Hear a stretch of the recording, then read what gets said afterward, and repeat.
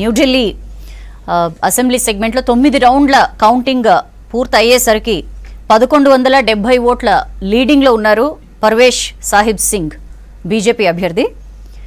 ఒక interesting thing Srinivas గారు, వీళ్ళిద్దరికి డిఫరెన్స్ అంటే అరవింద్ కేజ్రీవాల్కి పర్వేష్కి డిఫరెన్స్ 1170 ఓట్లు. థర్డ్ ప్లేస్లో ఉన్న సందీప్ దీక్షిత్ కాంగ్రెస్ అభ్యర్థికి వచ్చిన ఓట్లు 3113. How to look at this? యాక్చువల్గా ఇది వెరీ వెరీ ఇంట్రెస్టింగ్ కాన్సెప్ట్.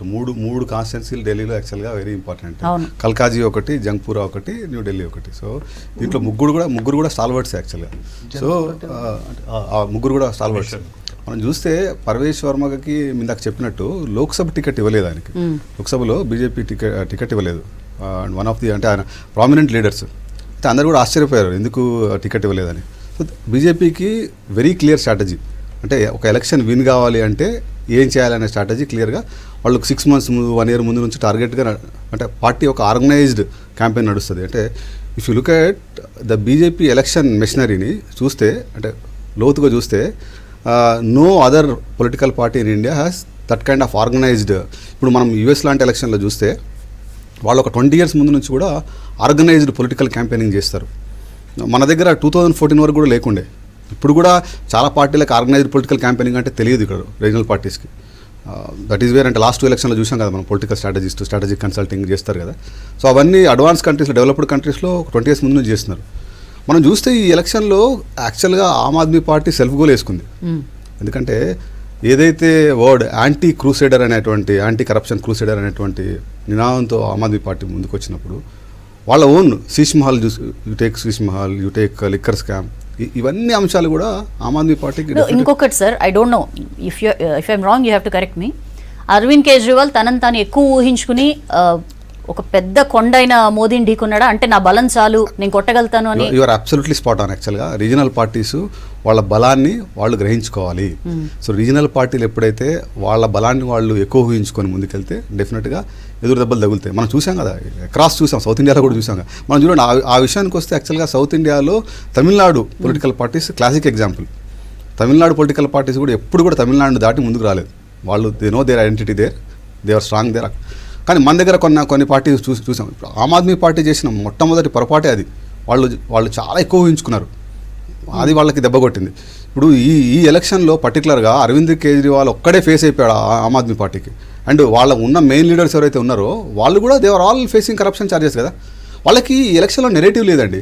అంటే ఇప్పుడు 2013, 15 ఎలక్షన్లో, 20 ఎలక్షన్లో వాళ్ళకి ఏదైతే క్యాంపెయిన్ నెరేటివ్ ఉందో, పొలిటికల్ చేంజ్ చేస్తాము, మేము డెవలప్మెంట్ చేస్తాము, పాలిటిక్స్ని మొత్తం మారుస్తామనేటువంటి ఉందో చూస్తే కట్ చేస్తే లాస్ట్ 10 yearsలో మిగతా రాజకీయ పార్టీలో ఉన్న నాయకులు ఏదైతే చేశారో సేమ్ అదే ఈయన కూడా అయింది కదా. ఇప్పుడు ఆమ్ ఆద్మీ పార్టీ కేజ్రీవాల్ కొంచెం ఓపిక పట్టాల్సి ఉండే. ఆ శీష్ మహల్ ఎందుకు? ఇప్పుడు 10 lakh గోల్డ్ సీటు, జాకూజీ, ఇవన్నీ ప్రజలు చూస్తున్నారు కదా. సో ఓపిక పట్టాల్సి ఉండే. ఇప్పుడు ఏదైతే నువ్వు చెప్పి పాలిటిక్స్లోకి వచ్చావో సింపుల్గా అన్నా హజారే గారిని చూసాం 2015లో ఎట్లా ఉన్నాడు, ఇప్పుడు కూడా అట్లే ఉన్నాడు, అంతే కదా. పెద్దరికం, పెద్ద మాటలు అదే చేస్తున్నారు. ఈయన లాస్ట్ 5 yearsలో చూస్తే సేమ్, అంటే అదే పంచాయతీ, అదే అరగెన్స్, అదే ఫైటింగ్ మూడు, అది ప్రజలు అంటే హర్షించరు. ఇప్పుడు రాజకీయాల్లో కూడా ఒకటి చూడాలి మనం, ఏంటంటే ఒక ఎరా ఉంటుంది, ఒక లీడర్కి ఒక స్పెసిఫిక్ ఎరా ఉంటుంది. ఆ ఎరా వచ్చినప్పుడు నువ్వు పాజిటివ్ని క్యాప్చర్ చేసుకుంటావు, నువ్వు రూల్లోకి వస్తావు. దాన్ని కంటిన్యూ చేయడం అనేది ఇంపార్టెంట్. కానీ రాజకీయాల్లో ఎవరైతే మనం ఇంతకుముందు కూడా మాట్లాడుకున్నాం, ఎవరైతే మంచి చేయడం పక్కన పెట్టి తప్పులు చేయకూడదు అన్నామో, సో ఆమ్ ఆద్మీ చేసిన మెయిన్ మిస్టేక్స్ ఏంటంటే వాళ్ళు ఏదైతే కోర్ ఫండమెంటల్ బేస్తో వాళ్ళు పాలిటిక్స్లోకి వచ్చారో ఆ ఫండమెంటల్స్ని డైవర్ట్ అయ్యి they got into all other things. So మీరు చూడండి, లిక్కర్ స్కామ్ కానీ, మెడికల్ స్కామ్ కానీ, మెడికల్ కోటాలో కూడా జరిగింది కదా అక్కడ. And then subsequently Sheesh Mahal. So ఇవన్నీ కూడా they have to pay the price, hefty price. And in addition to that వాళ్ళు the way they went ahead and then fought with Congress also wrong. వాళ్ళు కాంగ్రెస్ పార్టీతో కూడా అంత ఫైట్ చేయకుండా ఉండాల్సింది. ఎందుకంటే వాళ్ళు కాంగ్రెస్ పార్టీని చాలా తక్కువ అంచనా చేసినట్టు కనపడింది నాకు. సో అది కూడా మిస్టేక్ చేశారు. నేషనల్ పార్టీలో అవునన్నా కాదన్నా కానీ రీజనల్ పార్టీస్ ఒకవేళ బీజేపీని ఎదుర్కోవాలి అంటే కానీ డెఫినెట్గా they have to align with Congress party.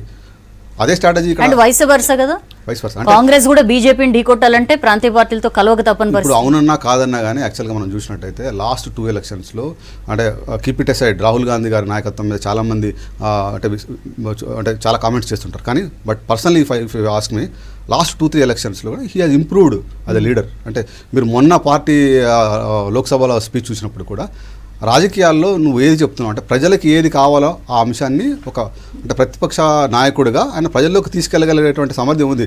Jodo Yatra తిరిగారు కదా, డెఫినెట్గా దాని ఇంపాక్ట్ కనపడింది కదా కొంత. సో మోడీ గారు లాంటి నాయకత్వాన్ని ఎదుర్కోవాలి అంటే కనుక కాంగ్రెస్ పార్టీ కూడా ఒక స్ట్రాంగెస్ట్ లీడర్ కావాలి. సో ఈ ఢిల్లీ ఎలక్షన్లో బీజేపీకి కానీ కాంగ్రెస్కి కానీ వాళ్ళకి ఎవరు ఫేస్ లేదు. ఆమ్ ఆద్మీ పార్టీకి మల్టిపుల్ ఫేస్ ఉన్నాయి. అయినప్పటికీ కూడా BJP was able to come forward. ఎందుకు? మోడీ గారి నాయకత్వాన్ని ముందు పెట్టారు. ప్రజలు కూడా కొట్లాట అంటే ఒక మంచి వాతావరణాన్ని లైక్ చేస్తారండి. ఇట్లా కొట్లాట ఇట్లా అంటే సెంట్రల్ గవర్నమెంట్తో కలిపి పనిచేయాలి. మనం కలిసి పని చేయనప్పుడు డెఫినెట్గా ప్రజలు కూడా హర్షించరు. అండ్ వాళ్ళ ప్రజల్లో కూడా చాలా క్లారిటీ వచ్చింది. ఎంత ఓటర్కి ఎంత చైతన్యం వచ్చిందంటే thanks to main stream media and social media. వాళ్ళకి ఇక్కడ ఏ పథకాలు వచ్చినా కానీ అమలు చేయాలంటే బీజేపీ ప్రభుత్వం ఉంటేనే చేయగలుగుతుంది, వేరే ఏ ప్రభుత్వం వచ్చినా కానీ చేయరు అనేటువంటి క్లారిటీ వచ్చింది. సరే, voter segmentation, voter section of voter percentage కాదు సార్, అలా అనుకుంటే ఏ రాష్ట్రంలో ఇంకా వేరే ప్రభుత్వం ఉండదు, బీజేపీ తప్ప. కరెక్ట్ అంటే అట్లా అనుకుంటే ఉండదు. కానీ బట్ వాళ్ళకి ఇచ్చారుగా, 2 times ఛాన్స్ ఇచ్చారు కదా. ఇప్పుడు బీజేపీ 2015 ఎలక్షన్లో కూడా బీజేపీ ఉంది, బట్ ఇచ్చారు కదా. ఎందుకు ఇచ్చారు? రీజన్ ఏంటి? వీళ్ళేదో మార్పు తీసుకొస్తారు, వీళ్ళేదో చేంజ్ తీసుకొస్తారు, కొత్త రాజకీయాలను చూస్తామనుకొని ఇచ్చారు. కొంత చేశారు వాళ్ళు. ఇప్పుడు ఎడ్యుకేషన్లో చేశారు, కొంత పవర్లో తీసుకొచ్చారు, కొంత ఫ్రీ బస్ తీసుకొచ్చారు, అట్లా కొంత చేశారు డెఫినెట్గా. ఇప్పుడు మొహల్లా క్లినిక్స్ అనేది ఒక మంచి పథకం. తర్వాత అందరూ మర్చిపోతున్నారు, వీళ్ళు ఆమ్ ఆద్మీ పార్టీ చేసిన మెయిన్ ఒక అంటే వాళ్ళ ఎజెండా ఏంటంటే ఈ స్లమ్ డ్వెల్లర్స్ ఉంటారు కదా లోపల, వాళ్ళకి అన్ఆథరైజ్డ్ కాలనీస్ ఉంటాయి. ఆ కాలనీస్లో అందరికి కూడా వాళ్ళకి ఒక భరోసా కల్పించారు. 2014 కంటే ముందు ఎట్లా ఉండేదంటే వాళ్ళకి ఎప్పుడు వచ్చి ఎవరిని కూలగొడతారో తెలియదు. అక్కడ భరోసా కల్పించారు. అయితే వాళ్ళంతా ఆ పూర్ సెక్షన్ మొత్తం ఆమ్ ఆద్మీ పార్టీకి కంప్లీట్ అలైన్ అయింది. మొన్న బీజేపీ స్ట్రాటజీ ఏం చేసిందంటే అమిత్ షా గారు అక్కడ మీటింగ్ పెట్టి ఆ అన్ఆథరైజ్డ్ కాలనీస్ అన్నిటికి కూడా మేము పట్టాలు ఇస్తాము అని చెప్పి అనౌన్స్ చేశారు. సో ఆ మెసేజ్ని బీజేపీ ఎలక్షన్ క్యాంపెయిన్ మెషినరీ చాలా ఎఫెక్టివ్గా లోపలికి తీసుకెళ్ళగలిగింది. సో బీజేపీకి ఎలక్షన్ నెరేటివ్స్, ఎలక్షన్ ఆబ్జెక్టివ్స్ క్లియర్గా ఉన్నాయి. వేరాజ్ 2 పార్టీస్కి విన్నింగ్ ఎలక్షన్ నెరేటివ్స్ లేవండి. సో ప్రజలకు అర్థమవుతుంది క్లియర్గా అక్కడ. So one of the winnowing election narrative ఏంటంటే సెంట్రల్ గవర్నమెంట్లో ఆల్రెడీ ఉంది. ఇంకోటి ఏంటంటే ఈ ఎల్జీ లెఫ్టినెంట్ గవర్నర్తో ముఖ్యమంత్రికి ఉన్న ఛాలెంజెస్ ఉన్నాయి కదా, అది ఢిల్లీలో ఇప్పుడేం కొత్త కాదు యాక్చువల్గా. ఇప్పుడు ఇఫ్ యూ లుక్ ఎట్ 1955 నుంచి కూడా ఈ ఛాలెంజ్ ఉంది. 1955లో కూడా మనం ఒకసారి రీసెర్చ్ చేస్తే అప్పటి నుంచి ఉంది. స్టేట్స్ రీఆర్గనైజేషన్ కమిటీ ఎప్పుడైతే వచ్చి స్టేట్స్కి ఉన్నటువంటి హక్కులు అవన్నీ డిఫైన్ చేశాయి, అప్పటివరకు పంచాయతీ ఉండేది. కానీ ఒక్కొక్క టర్మ్లో, కాంగ్రెస్ టర్మ్లో షీలా దీక్షిత్ ఉన్నప్పుడు విజయ్ కపూర్ అనే ఒక గవర్నర్ ఉండేవాళ్ళు. వాళ్ళిద్దరికి మాత్రం చాలా కోఆర్డినేట్గా పనిచేశారు. ఇప్పుడు కేజ్రీవాల్ గారు కూడా ఒక అడుగు తగ్గి వాళ్ళతో కలిసి పనిచేసి ఉంటే బాగుండేది. మన పవన్ కళ్యాణ్ గారి సినిమాలో ఒకటి ఉంటుంది కదా, ఎక్కడ తగ్గాలో తెలిసిన వాళ్ళే నిజమైన హీరో అని. సో అట్లా రాజకీయాల్లో కూడా ఎక్కడ తగ్గాలో తెలియాలండి. సో రాజకీయాల్లో ఎప్పుడు కూడా శాశ్వత మిత్రుడు, శాశ్వత శత్రువులు ఉండరంటారు కదా, అట్లనే వాళ్ళు కూడా తగ్గి పనిచేసి ఉంటే కొంత డిఫరెంట్ రిజల్ట్ వచ్చేది. ఆల్ సైడ్ అండ్ డన్ ఢిల్లీలో డెఫినెట్గా ఒక ఫిక్స్డ్ ఓట్ బ్యాంక్ ఉంది ఆమ్ ఆద్మీ పార్టీకి. సో ఆ Aam Aadmi party fixed vote బ్యాంక్ని కదిలించి విజయం సాధించారంటే it's not easy win, it's not easy victory. Right, మనతో ప్యానెల్లో జాయిన్ అయ్యారు ఢిల్లీ నుంచి పెంటపాటి పుల్లారావు గారు, విశ్లేషకులు. పుల్లారావు గారు, వెల్కమ్ సార్. థ్యాంక్ యూ, నమస్కారం సార్. పుల్లారావు గారు, ఏంటి మీ ఇనీషియల్ రియాక్షన్? ఏంటి రిజల్ట్స్ ఎక్స్పెక్ట్ చేసినవేనా? Ousting, Aam Aadmi party ousting వెనకాలన్న మెయిన్ రీజన్స్ ఏంటి? అందరూ ఎక్స్పెక్ట్ చేస్తుంది. గత నెలలు బట్టి ఆయనకు జరిగింది డిఫరెంట్. కేజ్రీవాల్ పోటీ చేస్తున్నాడు 2025లో, 2020, ఇప్పుడు 2015. అయితే ఆయన ఓడిపోయినందుకు కాంగ్రెస్ పార్టీ చాలా హ్యాపీగా ఉన్నది, బీజేపీ హ్యాపీగా ఉన్నారు. కానీ నాలుగు కూడా హ్యాపీగా ఎందుకు లేవంటే ఆయన తీసుకొచ్చిన పాలిటిక్స్ 2013, 2015 అది ఒక కొత్త పాలిటిక్స్ తీసుకొచ్చారు. మీకు జ్ఞాపకం కూడా చేస్తున్నాను, 2013 డిసెంబర్లో మీరు యాంకర్ చేసిన షోలో కూడా నేను ఉన్నాను ఆయన గెలిచిన రోజు. వాట్ రియలీ చేంజ్డ్ మీరు ఎలా గుర్తు చేశారు కాబట్టి 2020కి 2025కి ఆమ్ ఆద్మీ పార్టీ పర్ఫార్మెన్స్ మారిందా? Arvind Kejriwal image fade out అయిందా? బీజేపీ ఈ స్థాయిలో పుంజుకోవడానికి ఏంటి రీజన్స్? వీళ్ళ నెగటివ్స్ ఏంటి? ఫస్ట్ ఏమిటంటే అరవింద్ కేజ్రీవాల్ స్టార్ట్ అయినప్పుడు కొత్త రక్తం తీసుకొచ్చాడు, కామన్ మ్యాన్ లాగా ఉన్నాడు, కామన్ మ్యాన్ లాగా బ్రతికాడు. 2013, 2015లో ప్రజలు ఆనందపడి మోడీ ప్రధానమంత్రి అయిన 67 ఎమ్మెల్యేలు ఇచ్చారు 70కి, రికార్డ్ ఇన్ హిస్టరీ. అలాంటి వ్యక్తి 2020 నుంచి మారిపోతా వచ్చాడు. ఏమనంటే నాకు అధికారం ఉన్నది, ప్రజలు నాతో ఉన్నారని. నార్మల్ పాలిటీషియన్ ఎలా బిహేవ్ చేస్తాడో అలా బిహేవ్ చేశాడు. నేను ఒక్క రూమ్ చాలు, ముఖ్యమంత్రిగా నా ఫ్లాట్ లో ఉంటాను. ఆ వ్యక్తి పెద్ద పెద్ద బిల్డింగ్స్ లో ఉంటాం, కాన్వాయ్స్ అంతా మామూలు స్టైలు, సెక్యూరిటీ, ఎవరిని కలవపోవటం. అయితే మన మీడియాలో బొమ్మలు చూపెడతారు, ఎవరినో కలిసినట్టుగా, మాట్లాడినట్టుగా, మార్కెట్లో ఎక్కడ, అంతే. ప్రజలకు దర్శనం లేదు, ఎవరైనా ఒక సలహా ఇచ్చేవాళ్ళు లేరు. అవన్నీ మారిపోయాడు మనిషి. దానికి ఇంగ్లీష్ లో ఒక మాట ఉంది, యారగెన్స్ ఆఫ్ పవర్ అంటారు, అధికార పొగరం. అధికారం రాగానే ఆ పొగరు పక్కన నుంచి తెచ్చేస్తుంది, అది ముంచేస్తుంది అతను. సరే స్కామ్స్ దిగేదా, నేను తెలియక తెగాను ఏదో చేశాను అని రహస్యంగా చెప్పిన స్కామ్స్ దొరికే ముఖ్యమంత్రి వెళ్ళి జైల్లో కూర్చున్నాడు 6 నెలలు.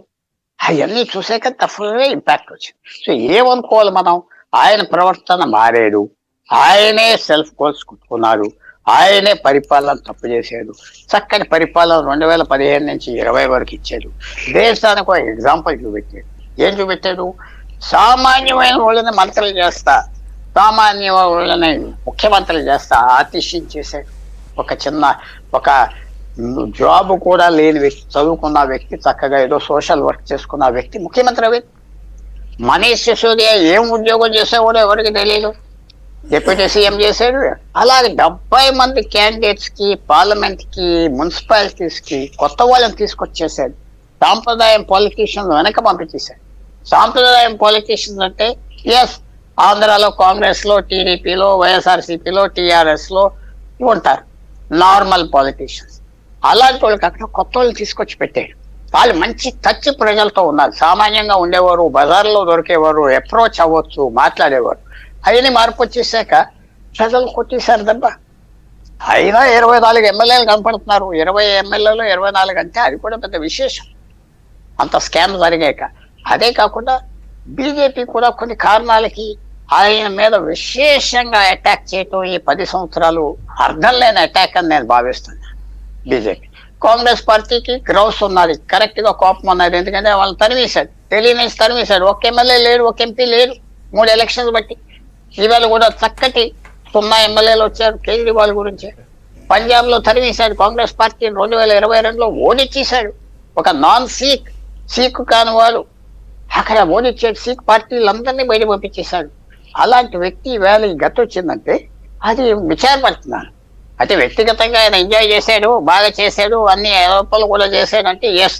కానీ ఒక సిస్టమ్, ఒక పద్ధతి, ఒక ఆశ అది పాస్ చేశాడు. కొత్త వాళ్ళకి, సామాన్యులు మేము ఎమ్మెల్యే అవుతాం, మాట్లాడారు. ఎస్ సార్, పుల్లారావు గారు.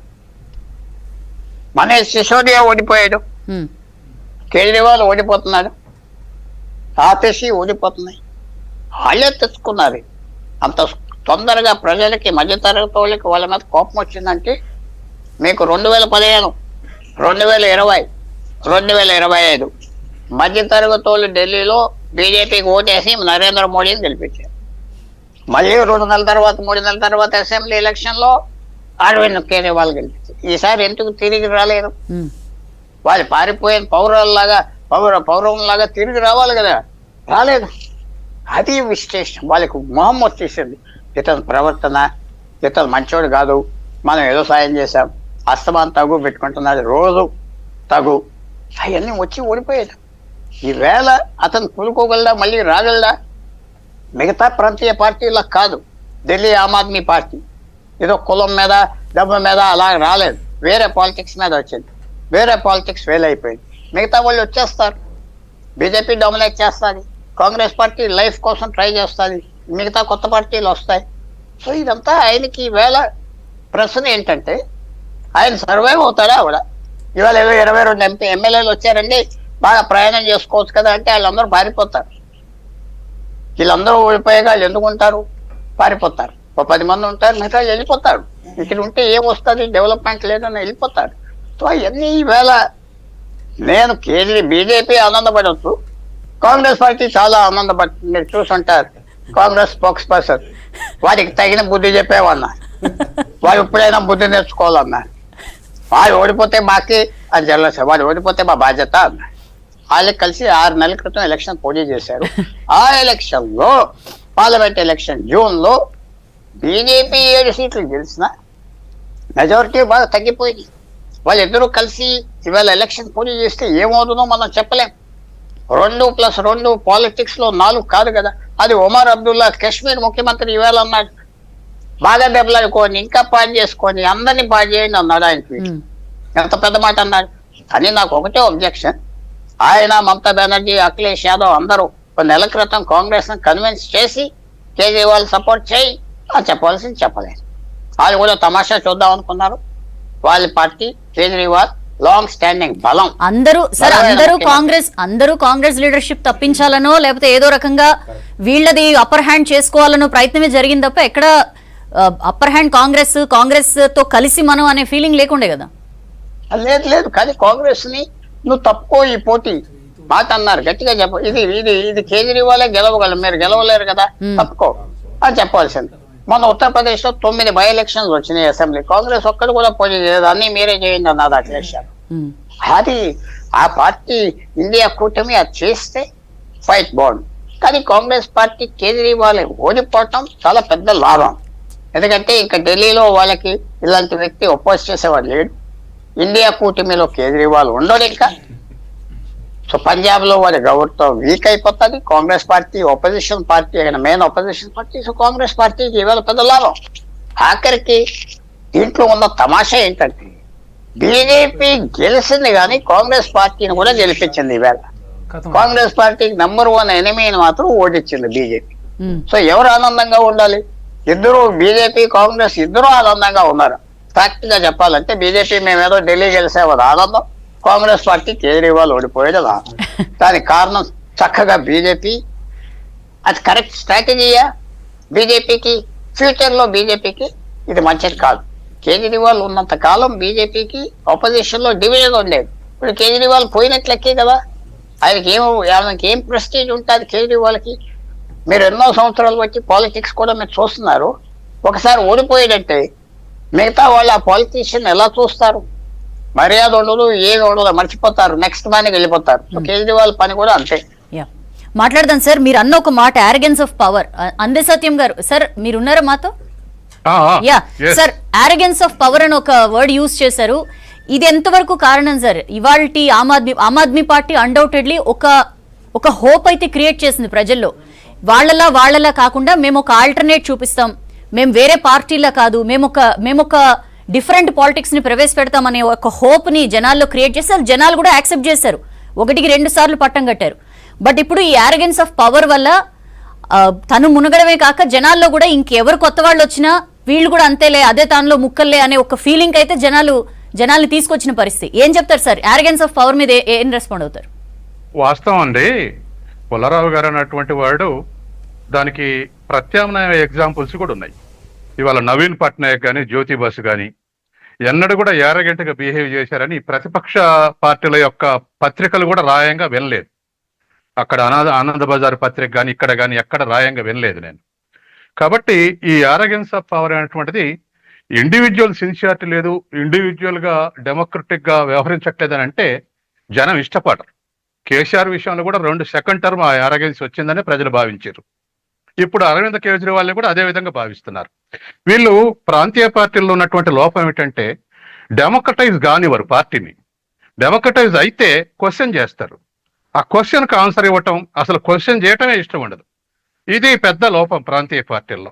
కాబట్టి కేజ్రీవాల్ వీక్ అయితే, కేజ్రీవాల్ డ్యామేజ్ అయితే మొత్తం యాప్ డ్యామేజ్ అయింది, కేసీఆర్ డ్యామేజ్ అయితే మొత్తం టీఆర్ఎస్ డ్యామేజ్ అయింది. కానీ సెకండ్ లీడర్షిప్ డెమోక్రటిక్గా సస్టైన్ అయితే పార్టీ కూడా సస్టైన్ అవుతుంది. ఆ లోపంతో వాళ్ళ ప్రతిపక్ష పార్టీలన్నీ ఇలా కుప్పగూలిపోతున్నాయి. ఉదాహరణకు ఇవాళ మనీష్ సిసోడియా దేశంలో ఏ రాష్ట్రమైనా విద్యారంగంలో స్టడీ చేయాలంటే అటు కేరళను పోయి రావాలి, ఇటు ఢిల్లీ అయినా పోయి రావాలనేటువంటి చర్చ జరిగేది మా మధ్య. అంత మంచిగా హెల్త్ తర్వాత ఎడ్యుకేషన్లో స్కూల్ సిస్టంలో కేరళ అంటే లాంగ్ బ్యాక్ అది డెవలప్ అయింది అనుకోండి. ఒక 10 yearsలో ఢిల్లీలో కూడా అట్లా డెవలప్ చేశారు. కానీ ఇవాళ అంత మంచి 10 ఏళ్ళు అంత మంచి పని చేసి చివరిలో ఇటువంటి ఇర్రెస్పాన్సిబుల్ తోటి అరకు దాంట్లో ఇరుక్కపోయారు. ఇర్రెస్పాన్సిబులే. మహా అయితే గోవాలో 40 కోట్లు పెట్టారంటున్నారు. ఈ 40 కోట్లు 100 కోట్లు లేకపోతే శీషుమాల్లో 40 కోట్లు ఇవన్నీ కలిపితే అదాని దాంట్లో ఒక స్టాప్ అంతా, ఒక ఫుల్ స్టాప్ అంతా. కానీ ఎంత డ్యామేజ్ చేయగలిగింది బీజేపీ. కాబట్టి అదే ఇవాళ మన ఆప్ పార్టీలో ఒక డెమోక్రసీ సిస్టాన్ని పెట్టి ఒక సెంట్రల్ కమిటీ పెట్టి ఆ కమిటీలో 15 మంది ఉండి వాళ్ళకు డెమోక్రటిక్గా లోపాలు ఎత్తి చూపెట్టేది ఉంటే ఇగో మీరు ఈ తప్పు చేస్తారు అని చూపించేటువంటి యంత్రాంగం లేదు ప్రాంతీయ పార్టీల్లో. అసలు వాళ్ళు ఫోన్ చేసి మాట్లాడితే లీడర్లు చెప్తారు. నిన్న నాకు ఒక ఆయన విప్పు కలిచాడు పెళ్లిళ్ళలో. తను వాళ్ళు చెప్పటం, ఎదుటోళ్ళు ఒక మాట చెప్తుంటే ఆ మంచిదిగా పని ఉందని చెప్పేసి ఫోన్ పెట్టేస్తారట. ఇంత అథారిటేరియన్ గా మాట్లాడితే తప్పులు ఎట్ట తెలుస్తాయి గవర్నమెంట్? కాబట్టి పుల్లారావు గారు కరెక్ట్ వాడారు, యారగెన్స్ ఆఫ్ పవర్ అనేటువంటిది. కేజ్రీవాల్ అట్లాగే అంత యారగెంట్ గా బిహేవ్ చేశాడు. తర్వాత ఎక్కడ తప్పు చేస్తున్నా ఇది తప్పు అని ఎత్తి చూపెట్టేటువంటి వాడు